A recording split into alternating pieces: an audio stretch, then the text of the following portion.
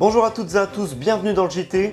Tout à l'heure, l'info insolite nous emmènera à Madrid avec une situation assez cocasse qu'ont vécu certains à cause de la grosse panne d'électricité survenue lundi dernier.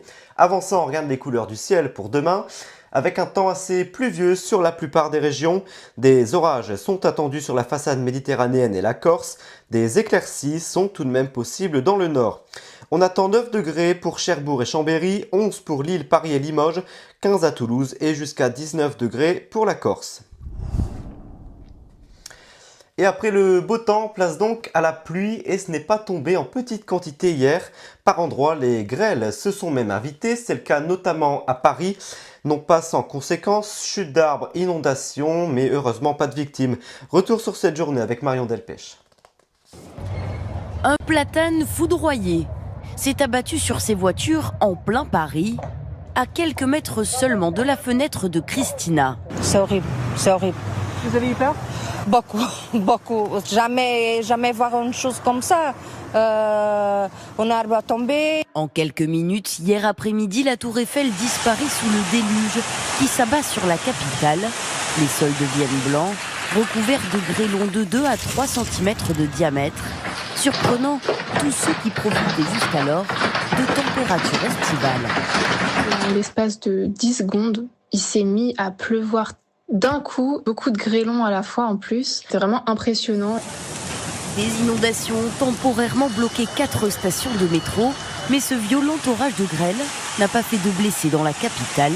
D'autres villes comme Bordeaux et Lyon ont également été touchées par ce phénomène. C'est encore l'une des conséquences du non-remplacement des professeurs dans les écoles. Dans un lycée des Bouches-du-Rhône, les parents d'élèves sont partagés entre inquiétude et colère, car leurs enfants qui passent le bac cette année sont privés d'enseignants depuis janvier dans les matières principales. Pour ces élèves, l'examen est prévu dans moins d'un mois et cela leur procure du stress en plus pour l'épreuve, stress dont il se serait bien passé. À Brignoles dans le Var, reportage de Mathias Julien. Établissement cherche enseignants. Matière demandée, sciences médico-sociales. Célia, Lola et leurs camarades sont en terminale, option service à la personne. Pas facile de préparer les épreuves du bac quand vos cours les plus importants ne sont plus assurés depuis 4 mois. Déjà qu'on est stressé pour passer le bac, alors en plus, vu qu'il nous manque plein de chapitres et tout, pour nous on est incapable de l'avoir. Même si on a quelques profs qui nous soutiennent, ça nous rajoute encore du stress. On se retrouve sans cours alors que c'est nos matières principales. Et on est un peu abandonné parce qu'on n'a plus de cours, et c'est le bac dans un mois et ils n'ont pas de solution pour nous. Au lycée Rénoir, c'est l'ensemble de la filière soins et services à la personne qui est aujourd'hui pénalisée, soit 88 élèves au total. Il n'y a plus de contractuels disponibles, donc les élèves sont un peu livrés à eux-mêmes dans ces matières-là. Une première avancée, l'arrivée d'un enseignant remplaçant à partir de lundi prochain. Autre décision, la situation des élèves sera prise en compte lors des épreuves du baccalauréat. Pour Lola et ses copines, l'examen fatidique est prévu le 20 mai. Alors que lundi dernier, Espagnols et Portugais étaient confrontés à une énorme coupure d'électricité, l'info insolite nous emmène aujourd'hui à Madrid, où c'était une grosse pagaille dans les transports en commun ou encore sur les routes. La plupart des gens étaient quand même en capacité de rentrer chez eux, mais ce n'était pas le cas pour tout le monde. Une profession en particulier était un peu plus embêtée que les autres. Il s'agit des laveurs de vitres.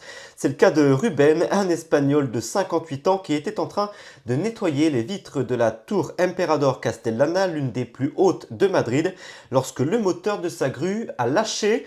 Lui et son collègue n'avaient alors plus grand chose à faire, mis à part regarder la vue et espérer une intervention rapide des secours.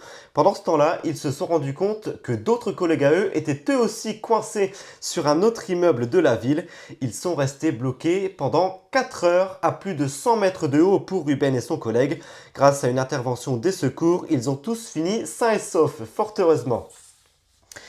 Voilà, merci à vous d'avoir été au rendez-vous du JT. Comme d'habitude, on se quitte en musique et c'est avec Adèle aujourd'hui qui fêtera ses 37 ans demain. Passez un bel après-midi, on se retrouve la semaine prochaine. Merci.